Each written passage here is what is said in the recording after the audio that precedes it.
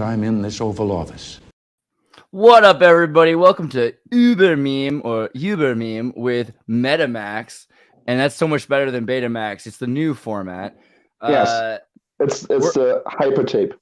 I love how I spelled Freiburg. The thing is, there is an actual Freiburg, but that's a bit farther up north, and it's the hated Swabians once again. That's something we're gonna have to talk about, Schwabianism and what that means to America and the world, really. So this is my friend Max, and you guys have seen him once. He came through and he talked, like he just came in and we were talking about, was it Think Tank or Uber Memes? I think you jumped on Uber Memes, and then it was just, I think it was Think Tank. It was like four or other dudes was or it something. Wednesday Ultra? It might have been Wednesday Ultra. Gosh, No, every yeah, day it's got such fun titles now. No, it was last week Wednesday, I think. In the middle of the night for me, I was a little bit drunk, and it was four other dudes. I think that's Ultra, yeah, right? Yeah, the woo, with a little bit extra, dude, without the tang from space, you know. The woo is so strong these days, man. Dude, did you see Martin Shkreli's out? I was talking to him recently. I really want to do an interview, but he did like one for Boys Cast, so I think I'm on good standing. It might happen. Shkreli is out, really? Yeah, and so he's got his own Discord. Is he gonna release that Wu-Tang album now? I listened to it. It was on. He played it on the Discord. You gotta join Martin Shkreli's Discord, and he plays. I think I won't do that. No. The guy's not. It was really interesting listening to him on the Boys Cast talk, because he talks about, well, like, hey, all these people are ripping people off. I figured out a way of ripping off the system, or not really making the system pay. And the system's like, this guy is so bad because he's making you guys. No, you're not paying for it. We're paying for it. It's taking the money we're taking from you, right? I don't know. He just proper bait-maned, you know. He just ripped the veil away of what it's like to be that CEO, to be that person, to have that power.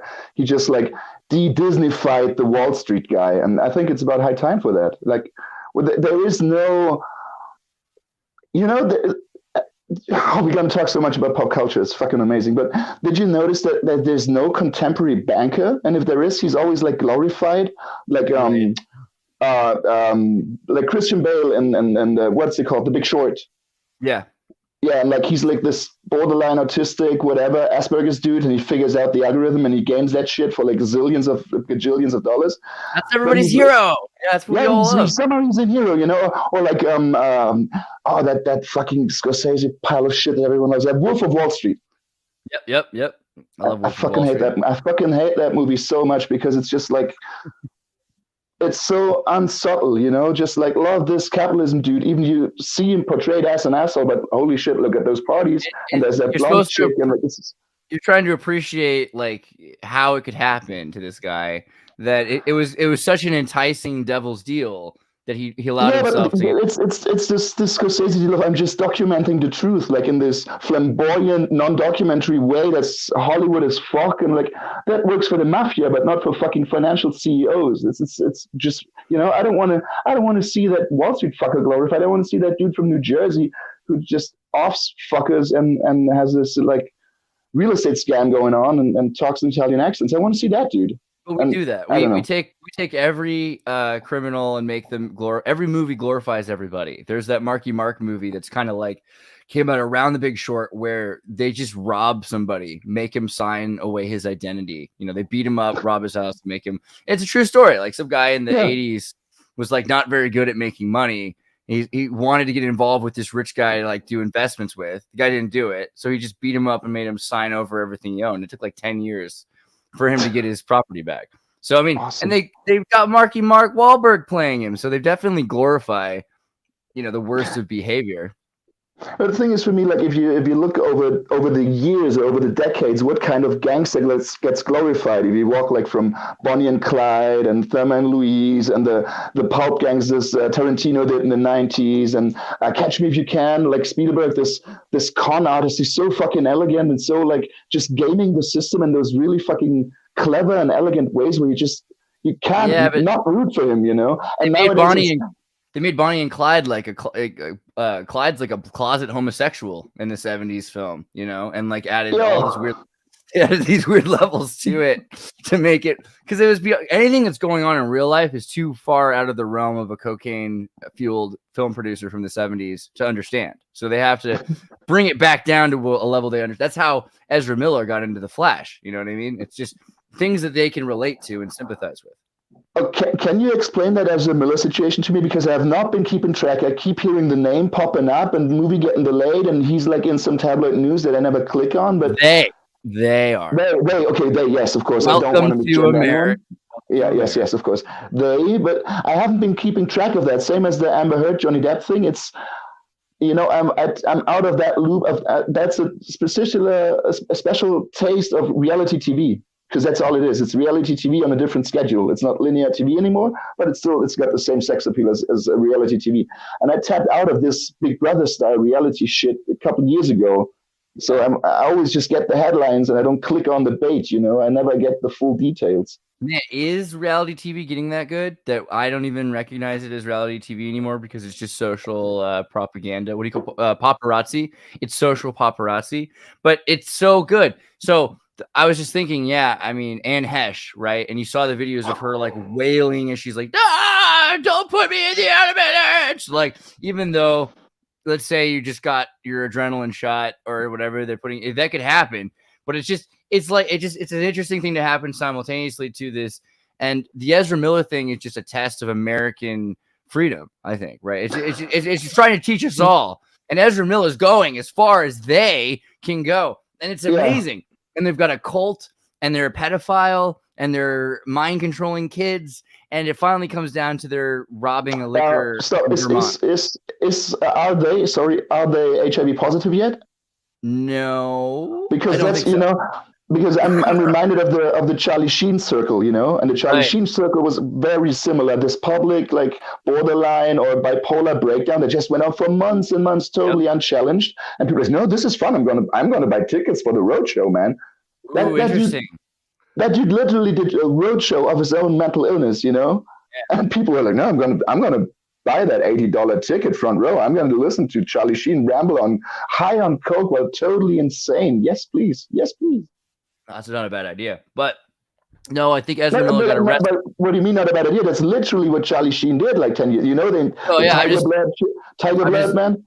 I'm just saying that I think Ezra Miller's about to do the same thing. I mean, granted, the difference being, I don't know if he has AIDS or HIV, but that would be an interesting explanation for a lot of things. The thing is, he has so much energy. The energy is hard to explain unless he's just doing as much amphetamines and cathinones and everything as he can be. But he did get in trouble for robbing liquor from a cabin. He broke into a cabin and stole some alcohol, I think was the deal. Could have gotten that slightly wrong, but he stole some bottles. And then they said there's like a warrant for his arrest. Now he's saying, you know what? I do have a problem. I have some sort of mental conditions, and I'm going to go to therapy. I'm going to go to therapy and work on it.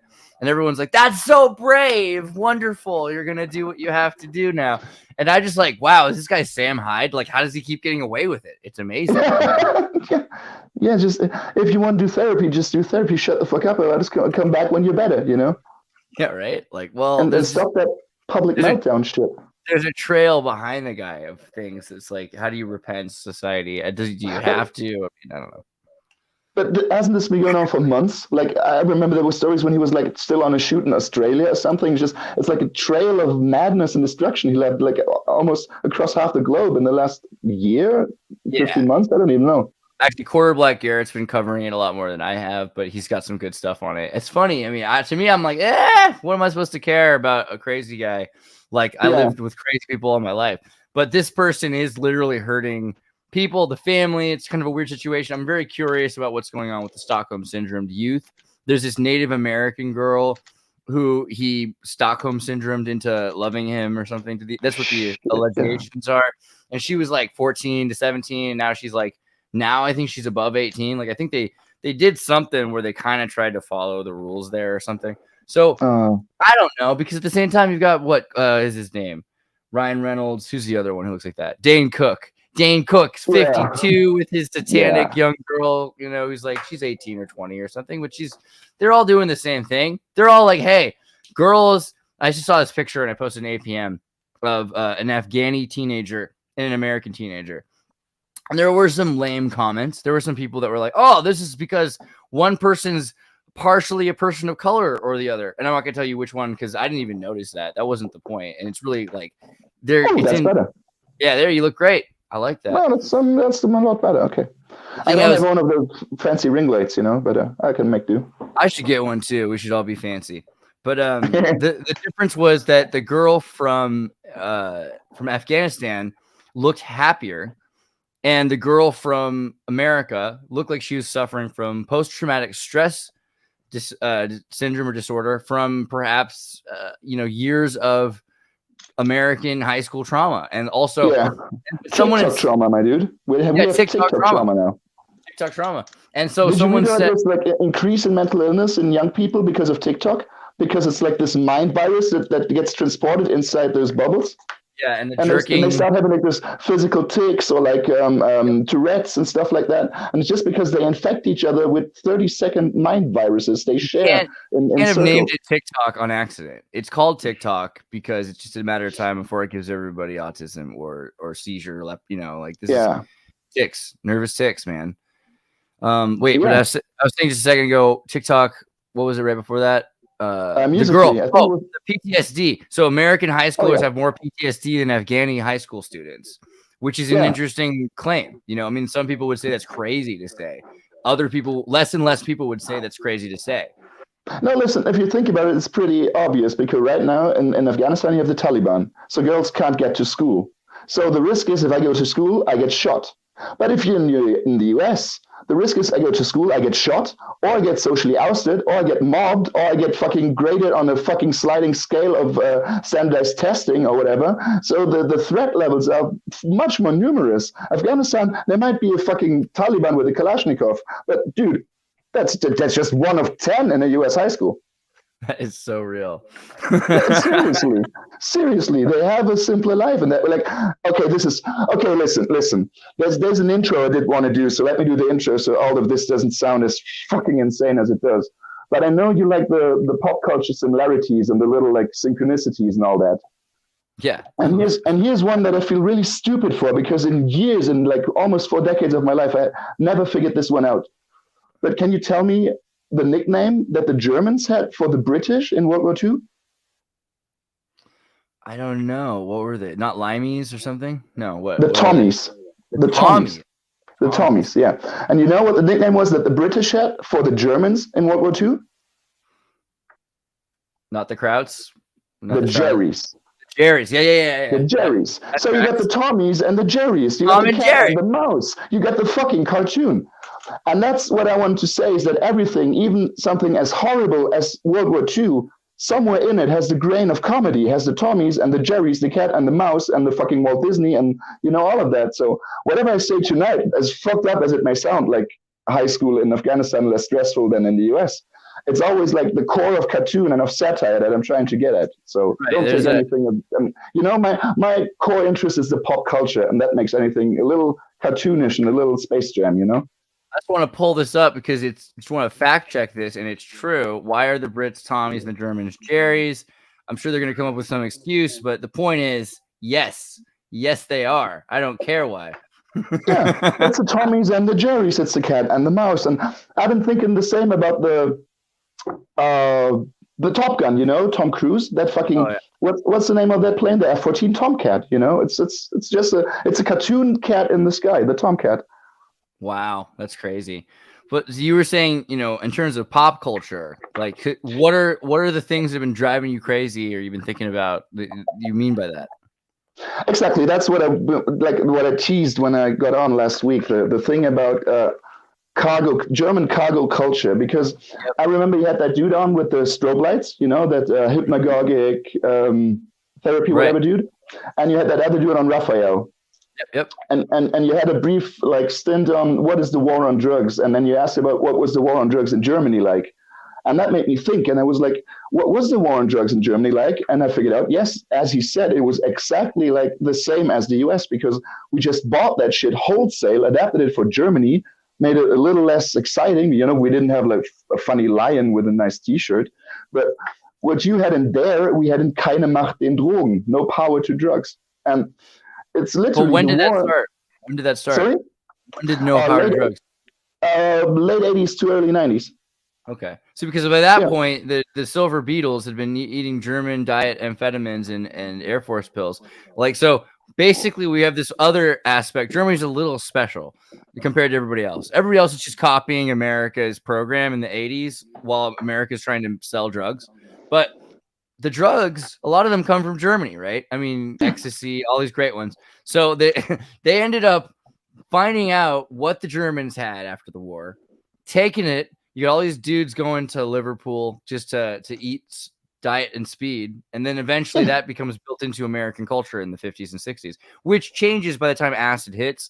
But in the 50s and 60s, there's a place for drugs. They're like, no. Drugs exist because they're not pharmaceuticals. Pharmaceuticals are super drugs. They're safe. They're powerful. There's a perfect little pill, and you can take it. You give it to your wife. You can give it to your kids, and it'll save America, save the world. That was what the 60s were all about. Pfizer and John. Mama's little helpers and what they called it, right? The little red pills that makes you fit for the day. Yeah, they had commercials for moms to take speed while they were housewives, right? Absolutely. You remember Requiem for a Dream, Darren Aronofsky, that drug movie? The mom that gets like crazy on those diet pills, that was basically the 60s for half of middle-class USA. Yeah, I mean, can you imagine they've got these lab rats and they're locked in their homes and they're not expected to do much other than the vacuum exists now, right? All this automation. Yeah. So and anyways, my point was, like, we can go back to drugs at any time, but my point was, we did the war on drugs as the US, and we took that wholesale and made it like a cargo cult in the Pacific.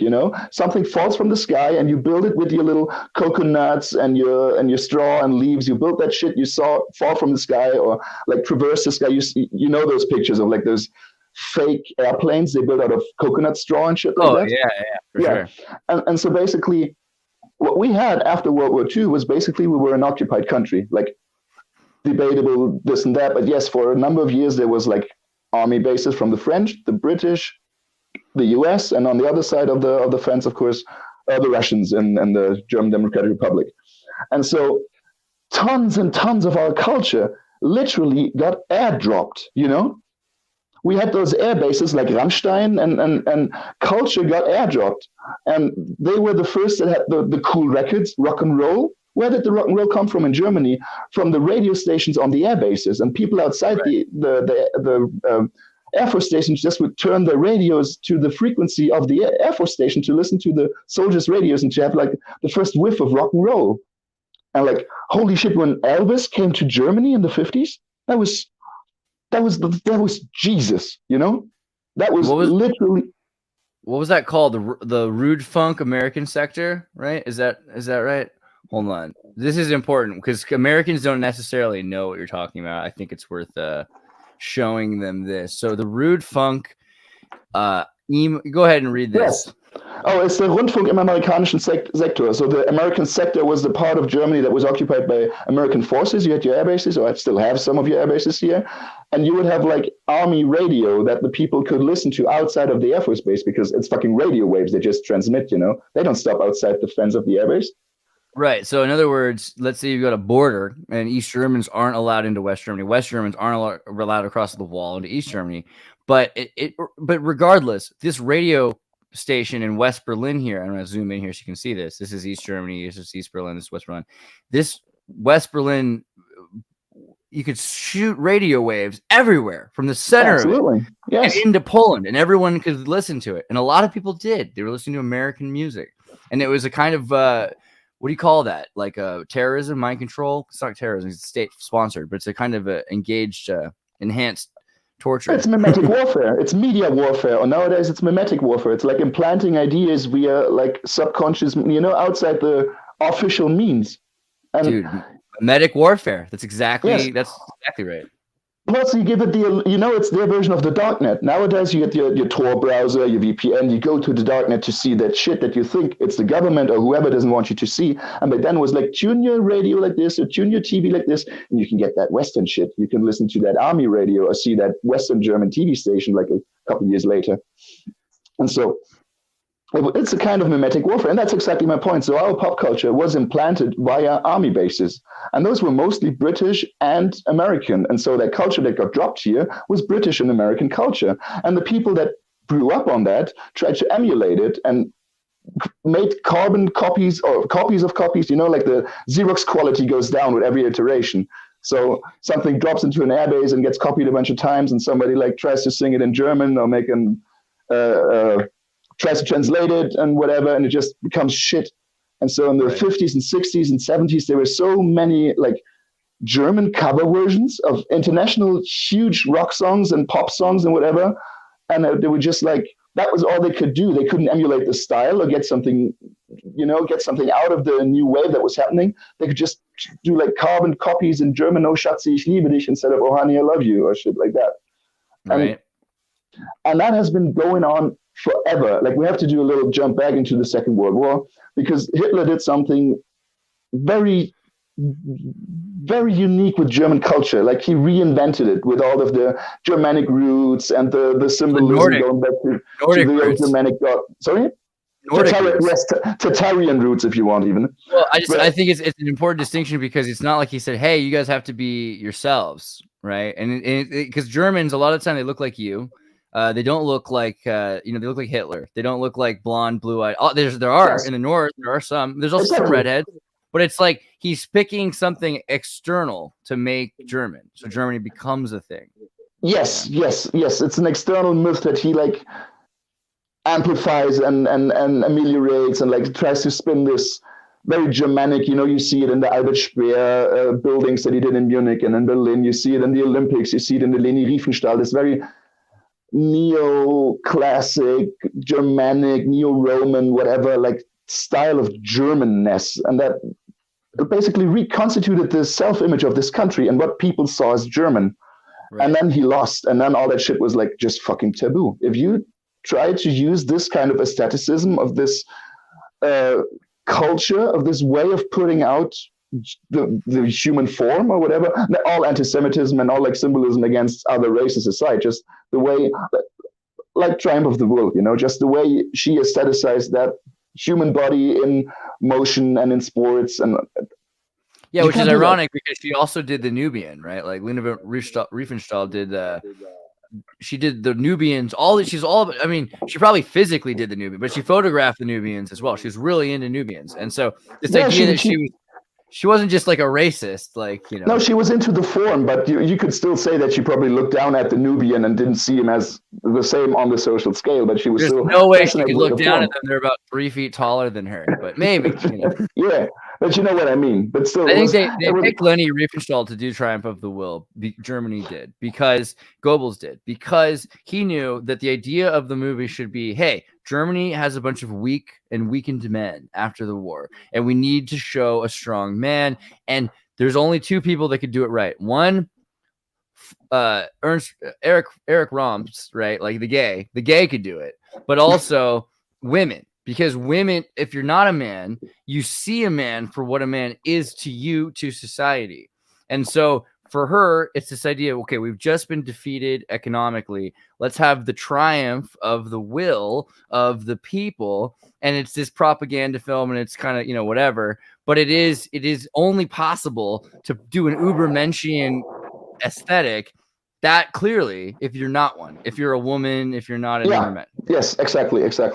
You can only, that's why Kevin Smith makes comic book movies, because he's so not super. Yeah, because he's a fucking fat fuck, or now he's like a fat fuck that lost weight, but he's still a fat fuck in his mind. That's the funniest thing. If you look at Kevin Smith, you still see the fat Kevin. Okay, let's talk about Kevin later. So anyways, let's get back to the... So we lost this kind of expressing German culture in a way, and we got airdropped this cargo culture from the US, and that was like our last, let's say, almost 70 years. Like, German culture is slowly re-emerging right now after 70 years, and we're finally starting to access different points in our past and addressing those in an aesthetic way without just looking for that thing that we got from the US that we can try to emulate and copy, and maybe we can press our ideas into this form that we got from them, from their army base or from their airwaves or whatever. Like, we don't have a single form of genuine expression in German TV ever. It's always like we copied something from the UK, we copied something from France, and we copied something from the US. That was my next question, because you said, like, it's getting better. I'm like, I just remember, and granted, it's been 20 years, but I remember the peak of what I thought was German escape from the confluence in 2000, 1999. Die Prinzen, we mentioned before. Das alles ist Deutschland. That era felt like, that there was Rocket Kitty and things. There was all these interesting bands that were emerging. There was Turco-Berlinian fusion that was happening with rap music.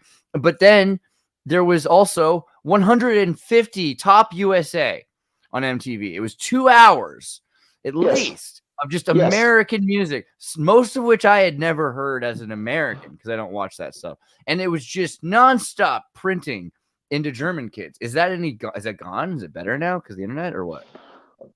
Well, it's still there, but the influences change, of course, because now you got all the TikTok songs that have to like claw their way up to the top, and it's not as monomanic onto American pop culture, because now we have internet culture, and that's fed from different sources. That's exactly my point, because we had 50, 60 years where the main line of culture was from the air bases, or from like the messianic people that we sent to Hollywood, and they got back to us and told us, yes, it's real, it really exists, People like, I don't know, Schwarzenegger. Oh, did you see Wolfgang Petersen died tonight, the director of Das Boot?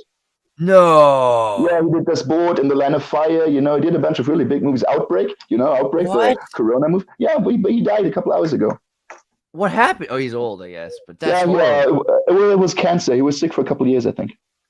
Man, see, that's the other sad thing, is the people that really were trying to make a difference, to stand out, they're all being groomed from the bush of humanity. And that's it's amazing that we can talk about Petersen tonight, because he's the perfect example of what we did with our German cargo culture.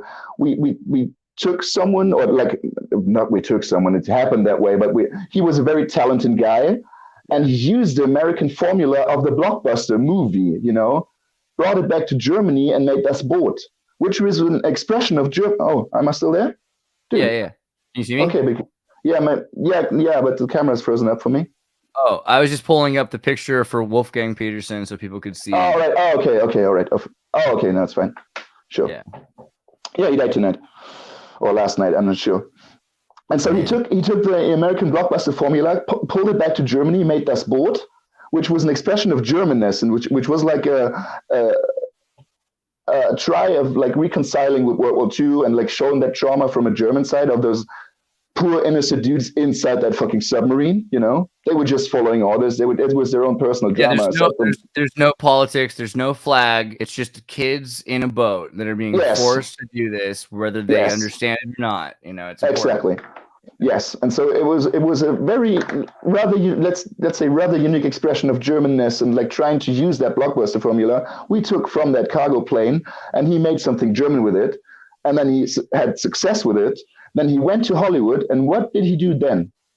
He made carbon copies of carbon copies, because every film after that was just trying to ape the American blockbuster with shit like Outbreak or In the Line of Fire or a bunch of others. A Perfect Storm. A Perfect Storm is probably his best American movie. Yes. Because it's so damn American. He literally has a story. There's no script. He makes up a drama about people. No one knows what happened to these guys. And he's this whole thing where they're like, I gotta get my wife, tell her I love her. It's like, America. And that's the amazing thing. That moment where he becomes a successful German in Hollywood, he drops all pretense of being German. He just does the mainstream formula thing and churns out these nondescript Hollywood mainstream blockbuster movies. Another big one is Hans Zimmer, the composer who did all the big soundtracks. He got in with I don't remember. I think it might be Das Boot. I'm not sure, but like he got in with something like uniquely German. And after that, he did those Hollywood mainstream soundtracks that were all fucking the same. Right. Like he was trying to ape John Williams for the better part of 50 years. Dude, what was that? That girl, Julian Kopke. You know what I'm talking about? The girl who fell from that plane. In the Amazon. Werner Herzog. She made that documentary, right? Right. Werner Herzog made a documentary about this because he was going to be on this plane. And for whatever reason, he ended up surviving. Like he missed that flight or something when he was making his musical, his film, and his documentary. Yeah. Well, no, the documentary is later on. He made it about when he did the Kinski movies, you mean? When he did Fitzcarraldo? Yeah, he did Fitzcarraldo, and he did what was the other one? Passion. Aguirre, that's on Gottes. Aguirre is the one that he was working on. Yeah, Wrath of God's the one he was working on, and then he was gonna fly out here. He didn't. Julianne Kopke was in the plane. She's the only. Basically, it gets struck by lightning. Everyone dies. Her mother dies. Her father dies. She's in this little mini dress from the 60s. And for 14 days with a shattered collarbone, she walks out of the rainforest because her dad had, been a German, botanist and knew a bit about trees in the Amazon. Yeah. She'd been there. But she literally probably only survived because her chair was spinning so fast that it caught some air as it was falling through the lightning storm into the rainforest. Fucking insane. That story is so fucking insane. But as that, my reason was Werner Herzog. I was thinking like another example of a director from Germany. Yes, it's perfect that you bring him up because Werner Herzog might be the one example of Germanness staying Germanness, remaining with his Germanness and taking what makes him a genuinely German voice with him to Hollywood, And people always like when he talks with the accent and he does the funny voices on Rick and Morty and he does the Mandalorian, but he has this genuinely Germanic expression about him. He's one of the very few examples. And that's why I love him so much. And also Werner Herzog is important because for me, he's the only mainstream German practicing magician, people like Alan Moore or Grant Morrison. He's the only German who is in the same league of like being acquainted with mysticism and being acquainted with practice, Well, there are definitely some weird Austrians out there, but I see your point. I was gonna say about Fritz Lang though, also because before we jump into Austrians, we could talk about the Austrians as well because the Austrians have a better way of expressing their unique Germanness or like their Deutschness or whatever. Because think of Falco. Falco took that shit that fell from the cargo plane. And he mashed it up with his fucking history, with Mozart, And he was one of the first guys to ever make a fucking rap in continental Europe as a white guy, And he was not just, I'm taking this American formula. He was, I'm taking this American formula. I'm mashing this up with my formula, with my history, with my past, with my culture, with his Vienna, which is Mozart, And Austrians have a way of being able to do this kind of expression that Germans just don't. It's really interesting. Like so many interesting like filmmakers, like Michael Haneke or whatever, they are Austrian actually, not German. And it's funny to look at. Do you think that has anything to do with, let's say, the Holocaust? Nothing else. Yes, of course. Okay, of course. Elaborate. Well, as an Austrian, you have it really easy. They had the Anschluss. They just got connected to the German Reich. There was no invasion. There was no war. It's just like click. They flipped the switch, and they were German for the next 6 years. Or 8 years, 10 years, I'm not sure.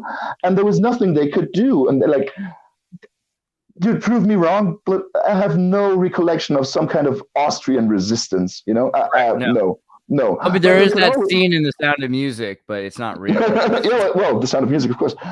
But so many people might hate me. Of course, there was some kind of Austrian resistance for sure. But the thing is, technically, there were people, like you saw The Book Thief, right? Yeah. The Book Thief is a really good story because you got Germans everywhere that are like, we don't really care. We're not going along with this, but it's psychologically ingrained into the German culture to not be the one person in the community that's being a sore thumb. So it's like, wait, why don't you have the flag up in the window for harvest season? Why don't you do this on Saturday? Well, everyone else is doing it. Why do you have to be such a big sore thumb? That was a bigger. They were more interested in not being the one man out who's being annoying to everyone else than they were in going with the flow.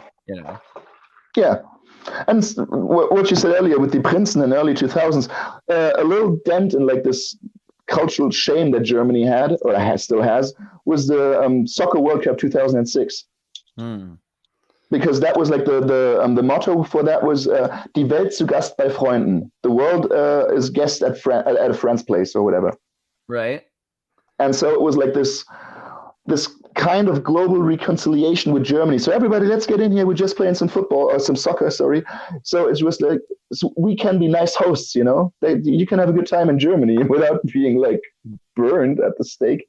It seems like that. The other irony being, Eurovision, right? Because let's talk about a Scandinavian fascistic ideology designed to inseminate and homogenize the entire world. Or let's talk about Eurovision, whatever you want. Eurovision is great. I always like it best when there's like countries in there where you're like, what? This is Eurovision. Why is Australia here? Why is Israel's doing really well right now. Funny part. But yeah, Eurovision, man. Let me finish my point sorta, and then we can get to Eurovision because it plays into the grander scheme. Fair. So we had this sort of cargo culture for the last, 60 years, like ending in the early 2000s with the widespread dissemination of internet availability and people like getting their culture kicks from everywhere and at any time. On package culture, and it's not just linear TV, and it's not just you can go on YouTube and you can just watch tons and tons and tons of that shit where we only had snippets of, like America's AFV, America's Funniest Home Videos. Yep. Yeah, we had that once a week, and it was amazing to have AFV and to like what was the dude's name? The hardcore Christian with the gray hair. He stopped doing it a couple of years ago. I forget. I never really watched that. That's the thing. You guys watch the American TV more than Americans do. It's all we got it overdubbed, or we got it. Oh, and before that, and then fucking Bob Saget, American Funniest Home Video. Bob Saget. That. I know Bob, yeah. And then yes, and ending the 90s, starting the 2000s, you can, or like in the mid 2000s, you can just go on YouTube and literally watch every little second of America's Funniest Home Videos, because back then somebody had it uploaded from their VHS copies or whatever. Right. And it was this time of free dissemination of media info before every broadcast station had their own online streaming service. Like everybody would upload any shit on like Stage 6 or YouTube or Dailymotion or whatever. And all of a sudden, like your media intake would change, and the monomanic American British cultural hegemony that was bestowed upon us by a linear TV and just cultural dissemination kind of stopped. That's everybody's problem now. I mean, we can't. And here's the point. Yeah. Because Germans love winning concepts and they rarely ever change it. We're not ones for innovation. We like if the engine works. It's true. We built the one perfect engine, then it works for a gazillion kilometers, but we won't ever improve it because we know this engine will work for a gajillion kilometers, just like this. Right. And we did that in show business. So we have copies of copies still. We have a German version of The Daily Show, Die Heute Show, which is literally a carbon copy of The Daily Show, but our copy is still running on Jon Stewart. That's good. That's not bad. We still have an old white guy with gray hair and half bald, and he's literally the old white man that Jon Stewart used to be 15 years ago. And and here's where it gets funny. We are so bad at trying to change the concepts. We still use late night concept, not just Letterman. We still use Carson. Our late night concept is still so stuck up. It looks like fucking Carson in the 60s. It doesn't even look like Letterman in the 80s or 90s. It doesn't look nothing like James Corden right now.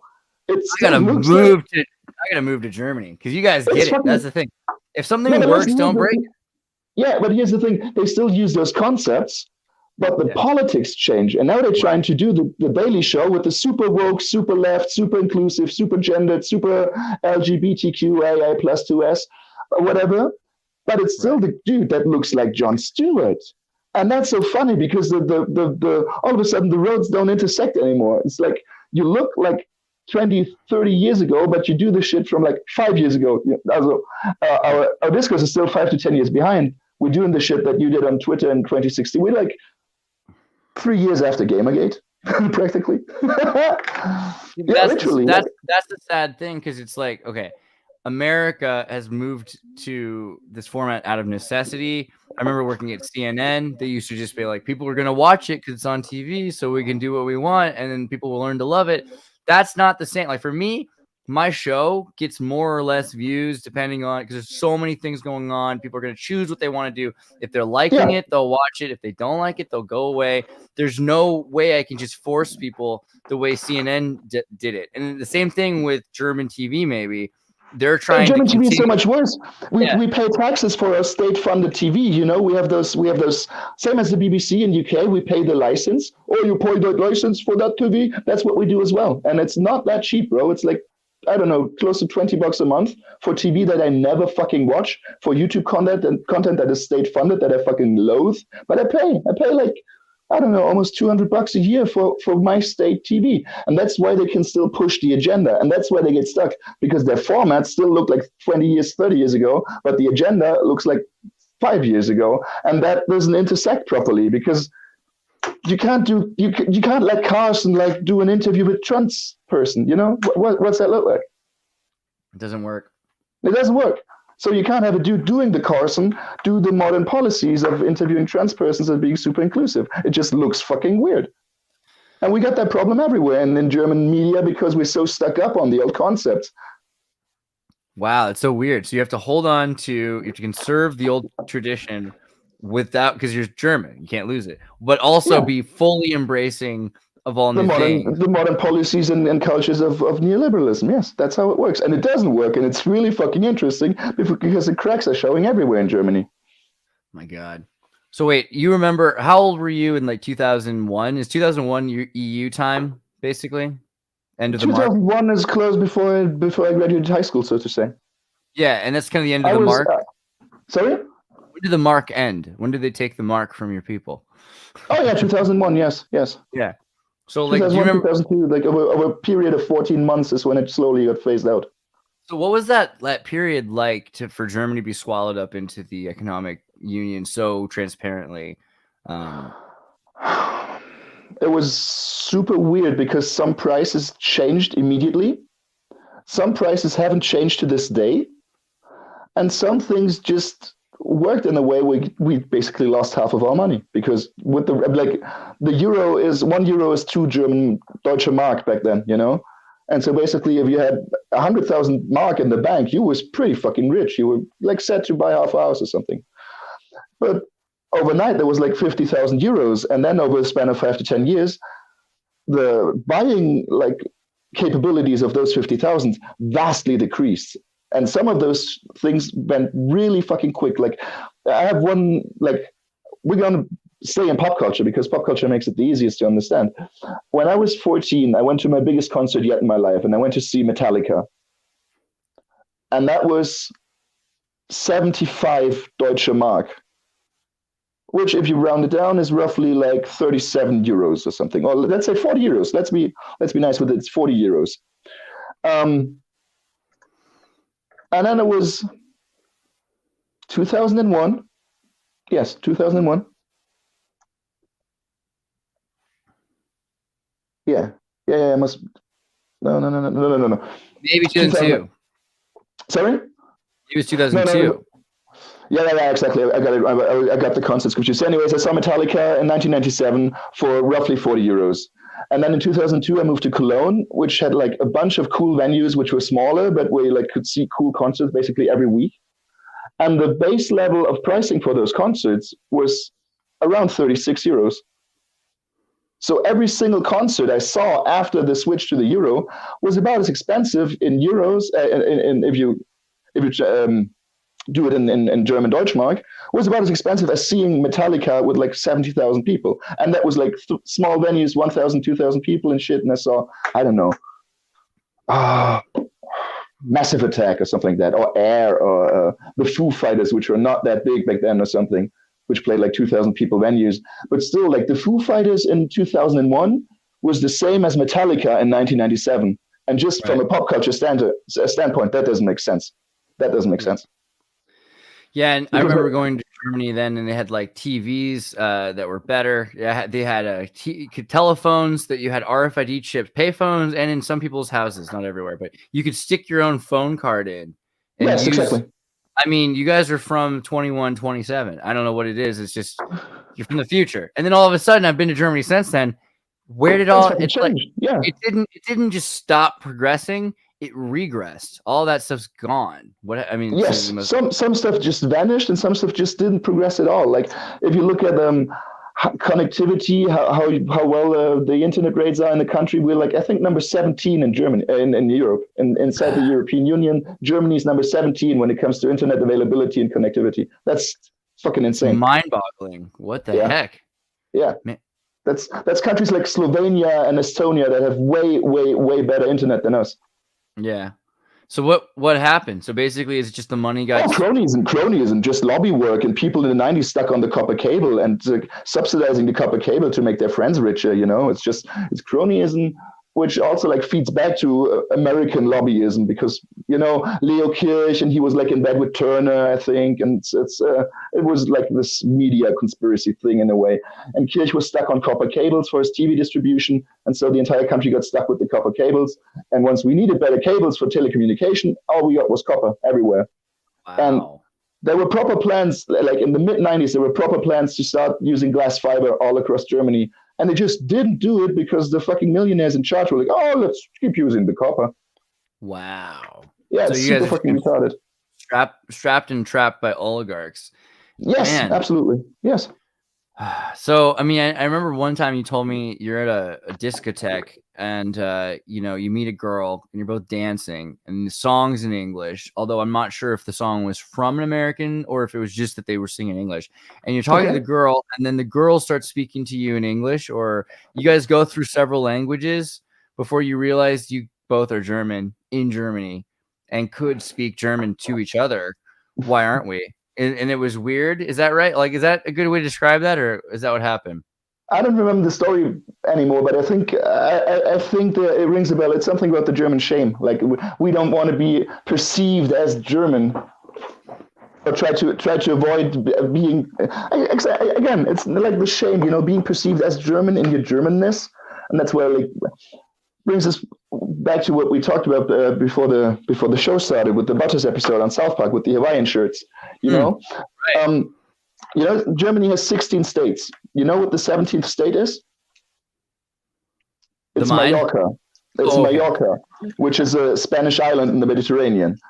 And every summer, or like every period from May to November, it gets so infested with fucking Germans that we basically say it's the 17th state of Germany, because it's more German than Spanish at times. And so there's this very familiar feeling, as that Butters episode on South Park, where people like claim they are natives because they have a timeshare there, or because they go there for 4 weeks a year or whatever, but they claim they are more Spanish than the Spanish that live on the island, because they have this very neo-colonial approach to being German and to being like on vacation. And those people are like usually like are used as the bad example of Germanness, with the socks and the sandals and the reserving your spot at the pool with your towel in the morning, and don't tipping the waiter, and all this like bad example of Germanness. And you don't want to be perceived as one of those people. And so you do the dance, like, I don't know how many times I met Germans in another country, and we did the dance for like 5 minutes before we realized, dude, we can einfach Deutsch reden. We can just talk German. So what's with that shame? I mean, like, is that because we have no cool? Because there's no cultural approximation of German cool. Tell me one cool German thing apart from your personal love for the Prinzen. What is cool in German? Oh, I mean, I'm kind of a what you would say, a Deutschophile. I don't know if that's the yes, Deutsch Liebe. Germanophile, maybe. If we're gonna go that far, I think Germans are pretty cool. I like a lot of German things. I guess it depends though, because you'd have to be like, okay, German food a bit bland to make sense. Schnitzel's a bit bland, and German music though, you got to be really drunk. But if it's really hot and you're really drunk, you can love polka. Polka can be like techno, and Rammstein's cool. But that's what always comes up. Of course, it's Rammstein, which again is a very emo. Singular approach to very emo. And it sounds cool in English because you don't know what they're saying, but when you hear that they're just like singing Britney Spears lines, or like they sound like, what's that band, Linkin Park? Because they're like, you hate me, you make me go cry, and it's just a strange feeling. It's not that deep, exactly. Like, it sounds cool, but it's usually not that deep. But yeah, Germans are cool though. I like Germans. I like you. You're cool. but the funniest thing is, like, if you think about the German things that are kind of cool, they're never really German. They're just your approximation of something German, like the Sprockets on Saturday Night Live, or like Arnold Schwarzenegger, which again is like this absolute, like, Arnold is especially interesting because A, he's Austrian, and B, he's like a ping pong ball of cultures, because he's been going between Austria, Germany, and the US so many times. Like, we can't claim him. You can't claim him. He's something else. He's his own globalist, thing, really. Right? he's the ultimate globalist. Yes, he's the Klaus Schwab of Hollywood stars. Right. Yeah. I mean, like to be Republican and married to the Kennedy, his whole plan was Exactly. He's the perfect dialectics. He like killed people with his bare hands, and now he makes YouTube videos with a little donkey in his kitchen. It just makes you want to cry because it's so cute. He's perfect. He embodies all that shit. Like, I don't know. He's the bizarro Trump. He embodies the ultimate Horatio Alger dream. Right. David Hasselhoff did a great thing there because he realized, Germany's missing. It was a cool vacuum. There was a gap in the Cool War, and he could go in there, and Germans would accept it. Just claim it, and we were like, oh, you say Guten Tag to us? Oh, you're trying to sing a song in German? Oh my God, David, ich liebe dich. He's like, we still love him so much. Can you bring something up for me for the people? Sure. What do you got? Are you familiar with the Playmobil toy? Playmobil toy in general, or what? Yeah, are you familiar with it? The company, yeah, I think. Yeah, you ever seen it? Like the little things and stuff, how they look, the little like, Playmobil persons. Yeah, I don't know if I spelled it right. But yeah, Playmobil, mobile. Yeah, that's right. Yeah, and it's like the German competition for Lego. It's like this modular kids toy. Okay, and now add Playmobil. Just add KITT, please. Oh, there you go. That is Playmobil David Hasselhoff. And you might say, you might say, oh, cool, yeah, you got that in the 80s. No, dude, we got that last May. We got this toy in last May. I want it. I want this toy. Oh, that's the wrong one. No, that's a Connecto. That's not Playmobil. That's the wrong one. We type in Playmobil kit. See if that works. I don't know. I'm not sure. Oh, there we go. This one? No, that's another car. Just then for the Playmobil Knight Rider, maybe. How do you spell Playmobil? I can't make it out. Playmobil without the E. Is this it? There we go. No, that's Lego. Lego, man. They don't want you to know about it. Playmobil Knight Rider. Probably because they just don't want you to know that it exists. They're like, this is too cool for Americans. And they're probably limited. And they just were like, Americans are going to buy them out. Oh. Here it is. Is this That's it. Wow, that's adorable. Yeah. Is there a Playmobil show yet? Because I feel like that could beat Lego if it was like super German. A Playmobil what? A TV show. Like there's a Lego TV show. There should be a Playmobil show. No, they did a Playmobil movie, but it was really bad because like the Lego movie was fucking amazing and they couldn't compete with that. Yeah, it was incredible. Yeah. So, but anyways, yeah, Playmobil is like this German toy brand. It's known in the world, and still like the love for Hasselhoff and for Knight Rider is so great that they fucking did this kit, Michael Knight, whatever set. There's Bonnie in as well, and what was old dude? Mohair. What was his name again? I forgot. The foundation dude, whatever. So they put out the entire set as fucking Playmobil, which is a kid's toy, which is of course playing into the parents' nostalgia. And that's Hasselhoff for you. 2022, and we have Hasselhoff toys. I'm not against it. I like the idea of some 80s nostalgia. The kids need a little bit of like kinder, gentler times. I remember when I first went to Germany, they had Mr. T and the A team all in German, and it was way different because it's in German, so it's not the same thing. Yeah. Mr. T was pretty big in Germany as well, but he never had that Hasselhoff appeal because he didn't sing. But we got do you remember the Mr. T cartoon? Yeah, totally. Where he always did the public service announcement at the end. It was all the kids don't do drugs and shit like that. We got that shit dubbed like all the fucking seasons. I watched it as a kid religiously. I loved fucking Mr. T. It was amazing. Man. So, but what is the way that Germany has made any strides to try to like? You talk about Werner Herzog. What are some of the things that are actually trying to save German culture, or is that not allowed at all? It's difficult to say, but there's some people that trying to adopt outside stuff, but giving it a uniquely German spin, or like not being afraid of doing it in a German way, but still adhering to the international formula, But there's some examples. Like there's some examples in music, most of all, that might be interesting, but they're not there yet, because the form is still. I don't know. Music is difficult. Music is such a difficult art in general, but there's some, since the 90s, there have been some bands, like rock bands, like there was a time called the Hamburger Schule, which was like a kind of German alternative rock and indie rock, and they were like non-major signed and all that.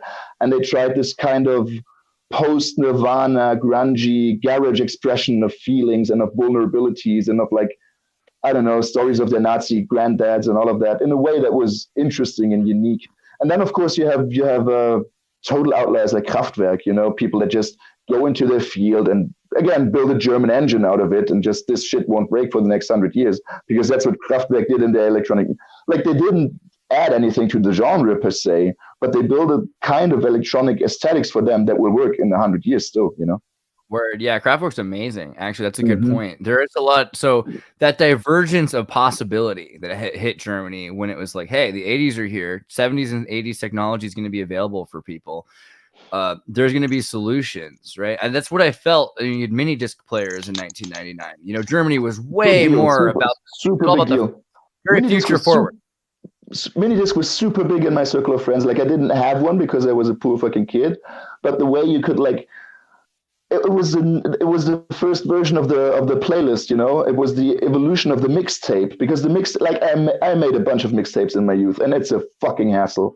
Like, depending on your source material, like, do you have a vinyl? Do you have CD?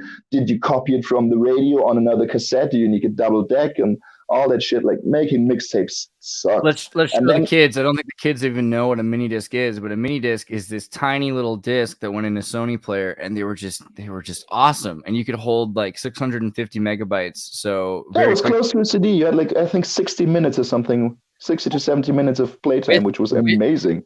Only with the first ones, because then when you could get to having MP3 mini disc, you could have like 650 minutes or something like that.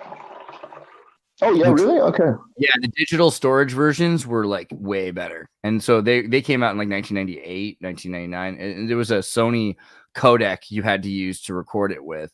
But yeah, mini discs were crazy. And, you know, you had all these ideas like futurism and like the future is going to save the world. Germans are smart. They're going to invent the future. What happened? You kind of said copper wires and oligarchies like here, but what is that really it? Is it that? Well, it was 16 years of fucking oligarchies under Helmut Kohl till the end of the 90s.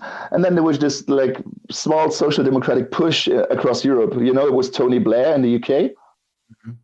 And for us, it was someone called Gerhard Schröder, and he had this like 7-year window of pushing, in hindsight, harshly neoliberal agenda. Like, he fucked up our social state, our welfare state, like our workers' comp and all that shit. He fucked up our pensions funds. He fucked up our health system. Like, still in ways that it's not nearly as fucked as the American one, but the stuff changed under 7 years of Gerhard Schröder.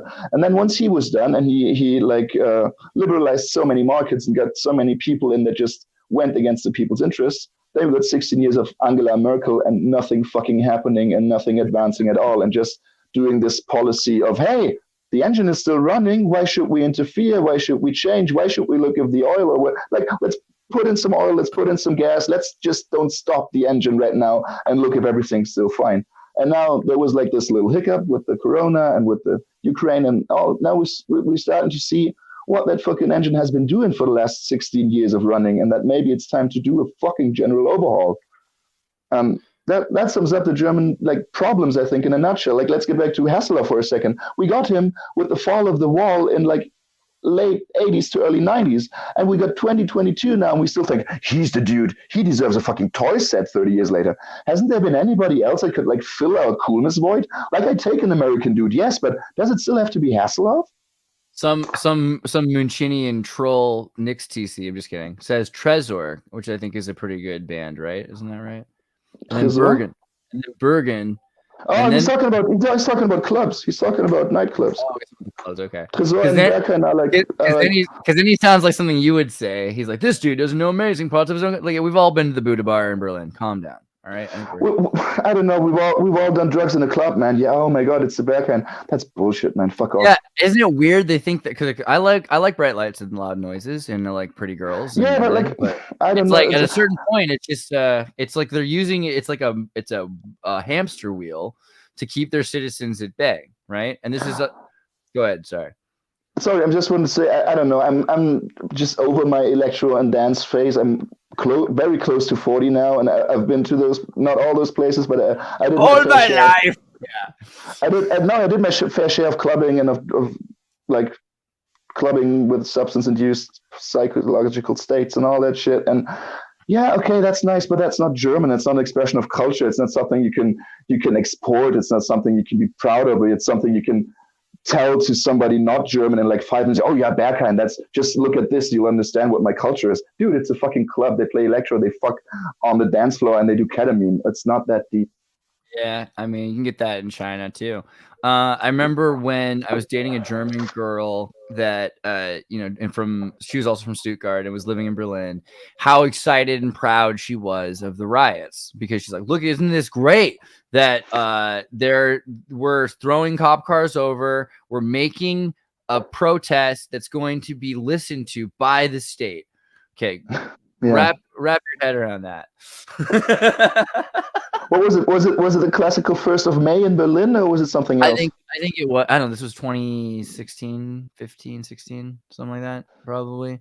But yeah, there was. They always in Germany. You've got these riots. They're like, we want, and then what happens because of that is that a meaningful method of changing things in Germany, I guess, and what's going on when they do that? I mean, I don't know. I think our riots are let's say, active protests like that are largely inconsequential. I'm not a big fan.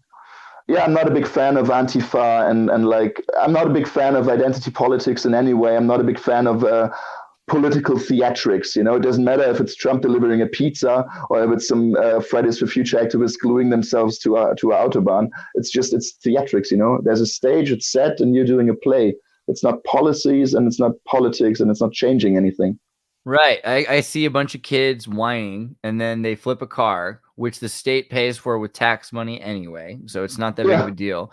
And then there's a bunch of cathartists. There's the Gestalt process of hitting the pillow and saying, I hate you, daddy, for all of these soccer fans, like you say. Yes, in a way, it's the desportified, politified hooligan in a way. Yes. And it's like, I don't know. Riots are alluring, Think of Kenosha and Black Lives Matter. Once the veil goes down, people, oh, what? We can do this now? Oh, you hurling a brick? I'm hurling a brick. It's anti-Jesus, Jesus says, who of you is without sin, cast the first one. And once you see somebody cast the first one, you're fucking in for it as well. I'm not free of that either, I've been in situations where I saw orders breaking down and rules not being followed, and I was like, oh, we're doing this now? Fuck yes, I'm in. Germans. It doesn't always feedback consequences. It just can mean like you get into a place you're not supposed to be and have a good time, but it can also mean like you burn down a fucking supermarket and I don't know, cost people their livelihood. But it's what I want to say is like once that veil goes down, there's a very thin veneer of civilization on top, and once we scratch that off, we all become animals. Were we in Lyon together? Did we go to France? Were we in France at all? Sorry? You and me, we were in France together. We just met in Copenhagen. So when I was in Lyon, I went through the Napoleonic riot zone, which is still just a bunch of these giant houses that have been burnt down and have grass growing through them. It looks like something out of that Horizon Zero Dawn game, just like, and they leave it there so people can see, these were the elite who owned land and were generationally invested in this community. I remember that movie Dare Educators about Germany, about Germans who were elite with lots of money fighting these other German protesting in the street that Nikes cost $90. How big is the dynamic between the uber wealthy Germans and then your everyday German, and how ethical is either? Well, or socially conscious, whatever that. No, as everywhere, I think across Western society, the wealth gap is increasing and has been increasing for the past 10 years at a rather alarming speed. And I think you see that rift starting to show more and more. We're not at that gated communities level yet, but we're getting there.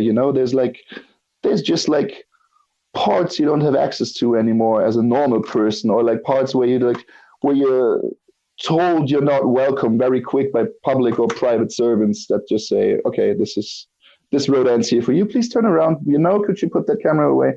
stuff like that, and that stuff I wasn't used to as a kid, or that wasn't a usual thing in the 90s. All of a sudden, you see popping up in the outskirts of wealthy cities like Munich or whatever. We got £5 for the German podcast, which I think is some sort of closure for the war. Really, I think that's a good start. That's a good first concession. When you think about the future of Germany, wait. Before we get there, Turkey. Just Turkey. Just talk about kebabs in Turkey and German relations and all of that means to you. Well, I love Turkey, of course. It's a great country, and it's a great country. I love the Turkish mentality. I love Turkish food. I think and music. Don't forget Turkish music's based. It's amazing. Tarkan and shit like that it's really fucking based, because they too have a way of using modern pop culture recipes and embracing their own tradition and combining that in really unique ways. And I think that should be embraced and celebrated, So right. I got no qualms with the Turkish. I think they got dealt a bad hand overall in German-Turkish relations, because we basically made them into worker ants and prohibited them from participating in society for, I don't know, the first almost 2 generations of Turkish people getting here or being born here. And now we're trying to make amends with that, and it's fucking hard.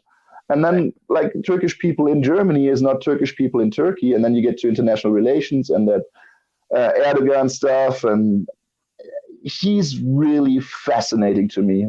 I don't want to judge here. I don't want to, get anybody riled up. But Erdogan is really fascinating because he's a different flavor of that Trump lollipop or that Berlusconi lollipop or that Bolsonaro lollipop. But he has a really distinct, Turkish flavor to it and Islam sub-flavor to it that is really fascinating, and that, I don't know, he's great. Did you know about his he wrote a theater play? Did you know about that? No, wait, what? Really? Yeah, listen, this is so great. You can try to look it up, but you might have to resort to German Wikipedia, because I don't think there's an English entry for it.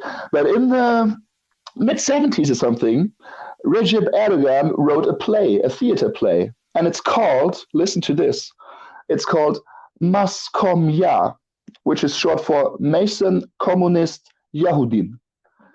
So that's Freemasons, Communists, and Jews. Yes, that's the name of the play, is those 3 syllables. Let me see if I can find... Maskomya. Maskomyah. Y-O-H?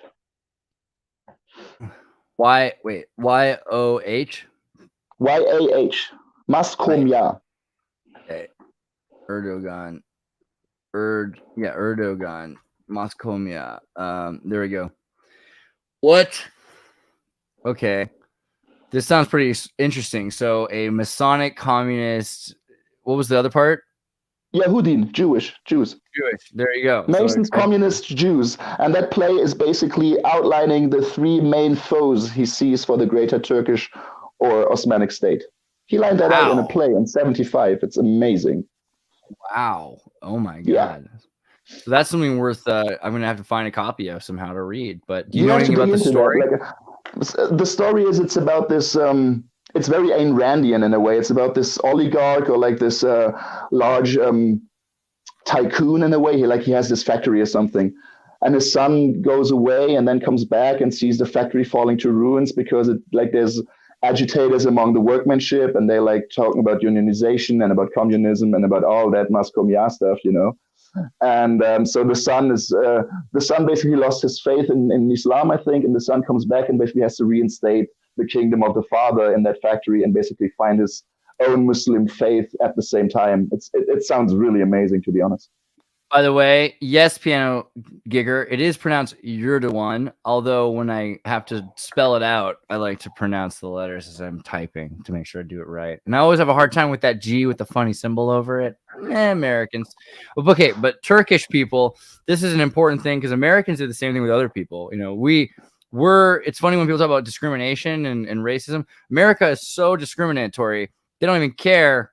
They just want you to work for them. You know what I mean? So we bring in a group of people, and then you have all these liberals and progressives saying, oh, these poor people need jobs, and we don't want to do these jobs because they're horrible jobs, right? They're like picking up elephant poo or something, or whatever it is. Worse, homeless poo in the train stop, which is what's really going on. And then you give that job to a Mexican or to a Turk or to an immigrant of another country. That's your solution, progressives, to make an entire caste system of immigrant first-generation workers who are trying to,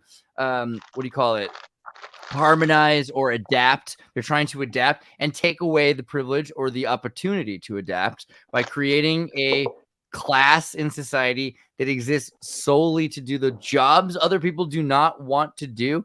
That's very close to lives not wanting to be lived or something. You know, it's pretty close to like an Indian model in a way, you know, like a caste system. It's pretty scary. So, but also Germans do love the Turks, like you said. I mean, Germans don't have enough of their own culture. They love kebabs. We love the kebabs. We love much of their music. Like, again, back to the cargo culture thing. German hip hop. Now, German hip hop has existed since the late 80s to early 90s, and German hip hop is still trying to find a unique voice that's not just copying shit you hear from overseas, and it's not just what are they doing? Cough syrup and promethazine? Dude, we need that shit. Like, seriously, there's a market in Germany for like knockoff cough syrup that they get from Switzerland, which is not as good as the syrup shit that the hip hop guys in the US have, but it's a close approximation. So people, just to get into this cargo culture of American hip hop, trap, whatever thing, get cough syrup from Switzerland in like illegal ways to trying to emulate the trap lifestyle. It's fucking funny, you know. That's how little own identity our hip hop has. It's really and the very few like offshoots or like branches that are interesting are again like infused with Turkish or Iranian or Syrian or other immigrant culture, which is like trying to use the hip hop formula in a more interesting way than just copying what they see from the US. Man, German hip hop is fucking in shambles.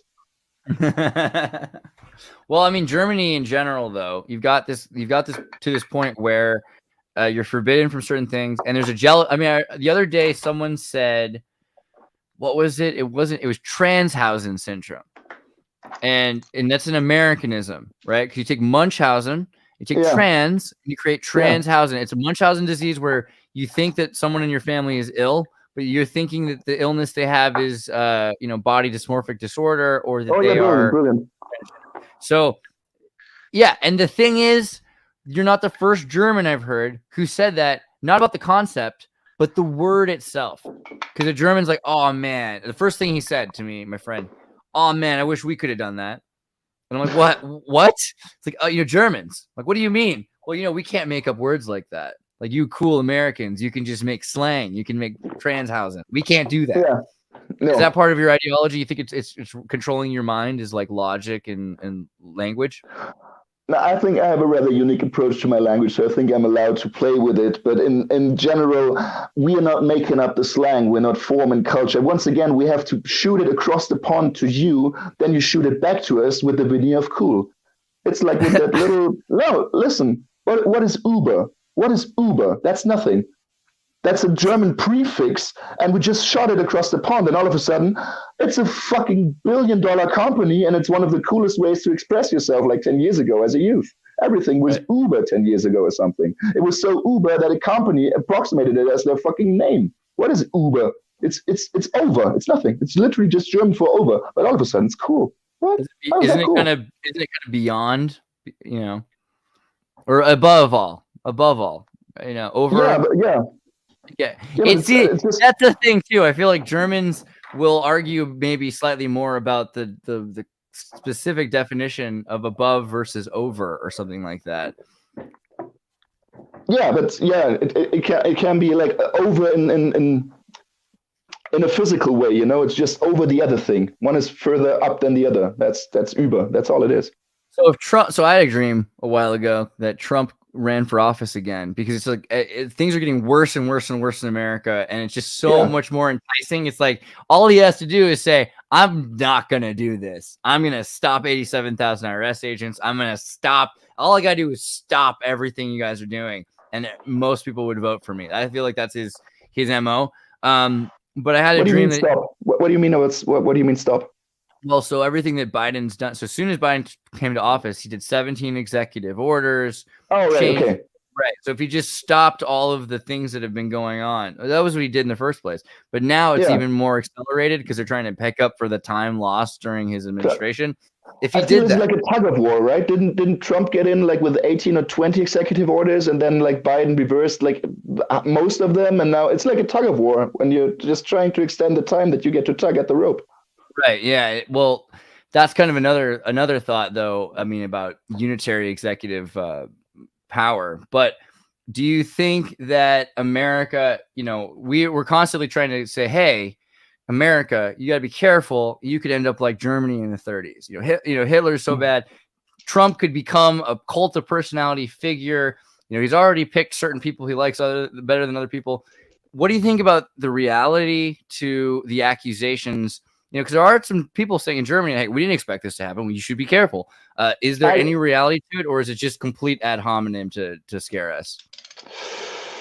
I wasn't around back when Hitler took office, but we had a much weaker democracy in general with the Weimar Republic. And I think American democracy and American Constitution has a kind of resilience that doesn't make it that easy for like a takeover of a dictator that can just like unhinge all those mechanisms you got in place to not have that be done, You got the 2-term office limit, and for him to just overturn that and I'm going to do a third one, that is already such a Herculean task for a president. And then he has to go on like that with the next one to like get into that Hitler-like state of power. And I don't think he can do that, even with the Supreme Court entirely behind him. I think he can't do that. Those people still believe in the Constitution more than they believe in him. Right. So I mean, like basically, maybe do you think he could win? Could he get 4 years? And Listen, let's get back to my really interesting subject, Erdogan, for a second, because Erdogan did exactly that. He basically changed the Turkish state into a presidential system. Yeah. And did you know that before he did that, he tried to sway the public with not one but 2 movies about himself? I mean, I know that Turkish TV is the best, but I did not see the movies about him. We're not talking TV. We're talking 2 fucking major film releases in like thousands of cinemas across Turkey. There's 2 movies about him that came out in, I think, 2015 and 2017. They're both ranked at the very fucking bottom of the IMDb top 100 worst movies. And they're called Rais and Kodnam Kos or something. That sounds like my kind of movie. That's like Spice World and Euroone, the movies. That's what we're going to do.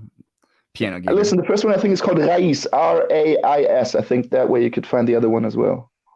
R-A-I-S? Yeah, maybe R-E-I-S. I'm not sure. But that's the Erdogan movie. And just seeing that cover alone is so fucking fun. Yeah, that's it. What's Rice? Chief, of course. Yeah, the Chief, yes. Wow. This is going to be cool. I can't wait to watch this movie. It's great. Yeah. And now you can scroll down, and there's like the other one is highlighted, Kod al-Kots or something, Kod al-Kots, at Controversy and Reception, the last highlight. That's the other movie. Yeah. Wow. That's the other movie he made about himself. About him saving Turkey from a corruption scandal. Yes, and now listen to me. This is what Trump needs to do to win. He needs to do 1 or 2 movies about himself till the election in 2024.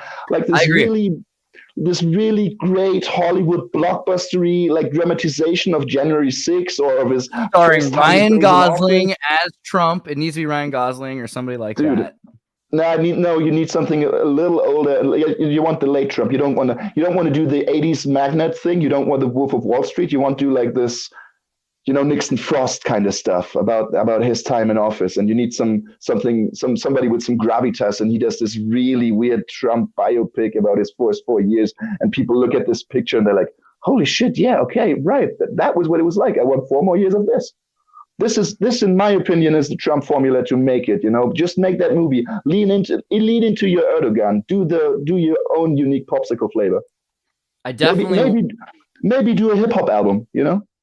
Seen that movie, The Landlord, from 1974, I think it is. The Landlord? It's secretly about Trump.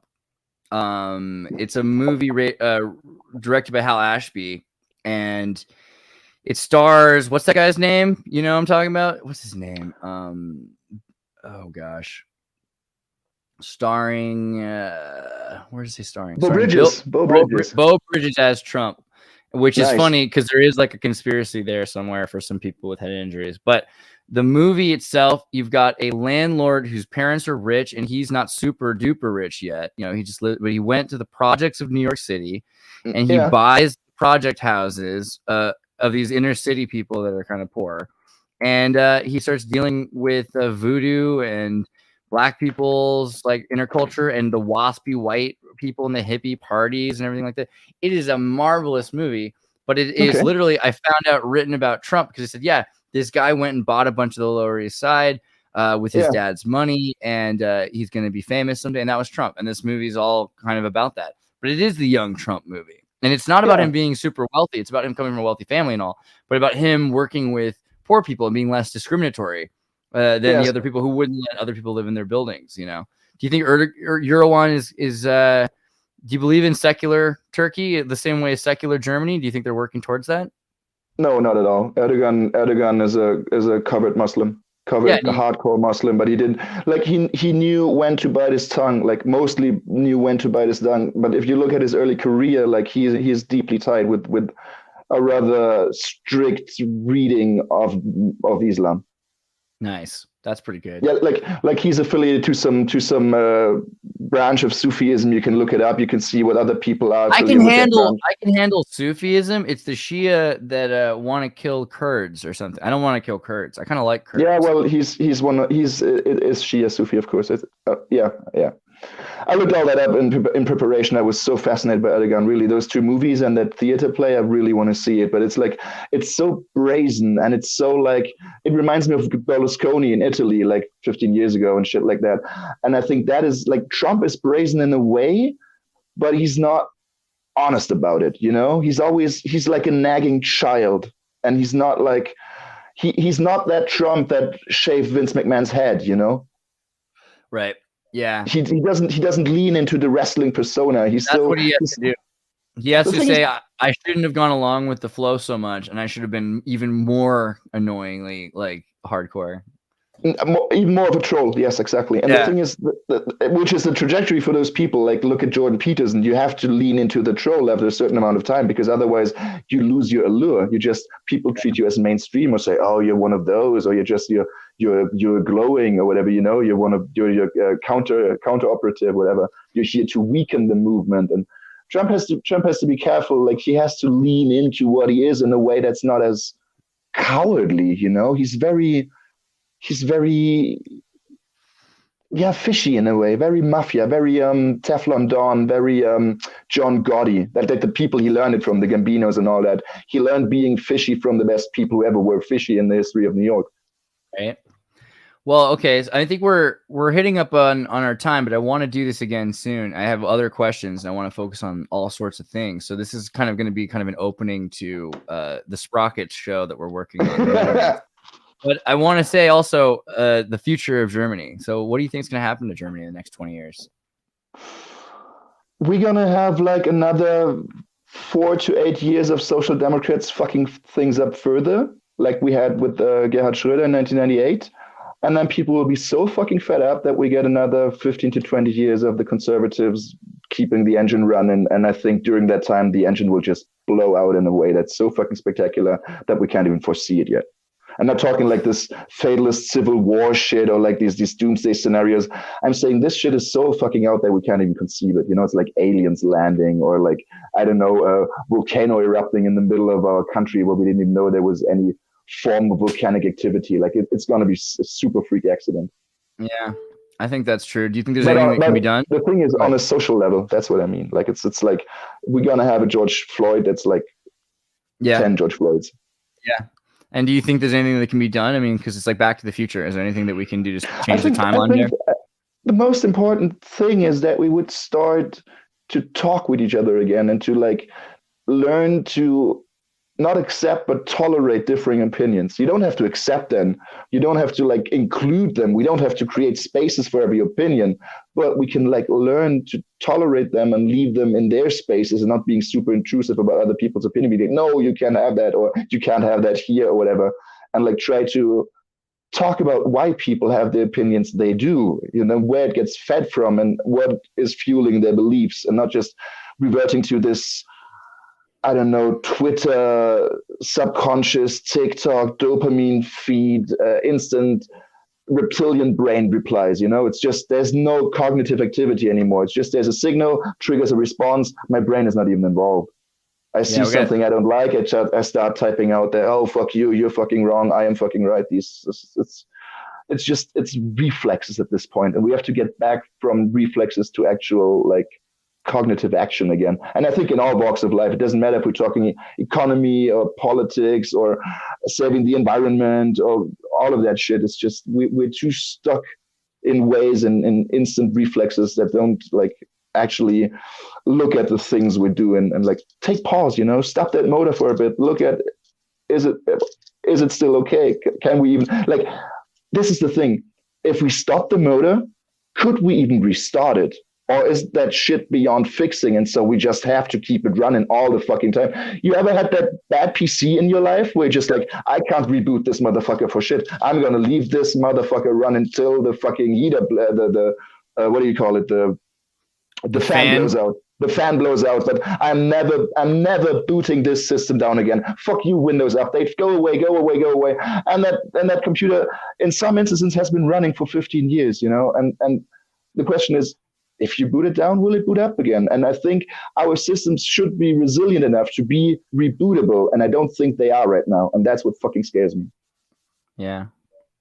Well, we're going to have to build new systems. That's a good start. Yeah, exactly. Yeah, it's bad closing words, but it's the best I got tonight. No. Nihilism is always the way to go. Criticism, cynicism, that's where be more cynical. So, guys, friggin' follow this man, pitching movie ideas straight to the void. Yeah, that's my old meme page. But if I get 5 followers tonight, I might post a new meme for the first time in like 6 months or something. And make sure you follow his one subscribe. He's only following one person. They are follow that one as well. That's very important. We're building a network that way. They're handsome. So guys, get on there and follow my friend. And also, I'm thinking, Max, I'm gonna talk to you about this. We're doing a thing on my Discord where we're watching movies on the weekend. Be great to have you there, so we can maybe watch the Ubermeme movie together, and you can help. Oh shit, that would be amazing! Yeah. Yeah, so we'll start doing that. Guys, look into the Discord. Join the Discord if you're not a member. We're going to be watching more movies there. It's going to be a pretty cool building up community. Max, I'll have you back on a one-on-one soon to continue on our path. And as soon as we can, get you on a panel again, because I think that's always fun. So thanks a lot. Talk to you soon. Auf Wiedersehen, darling.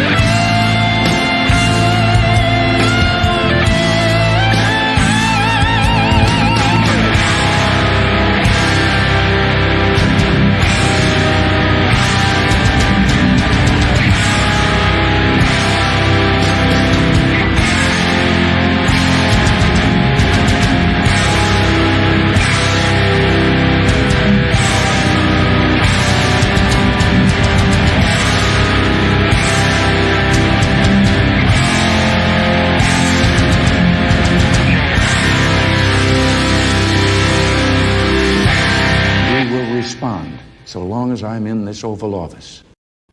And don't forget to tune in tonight to watch Think Tank, 5 p.m. Pacific Standard Time and 8 p.m. Eastern Standard Time. Enjoy yourselves. See you in a couple hours. Take care.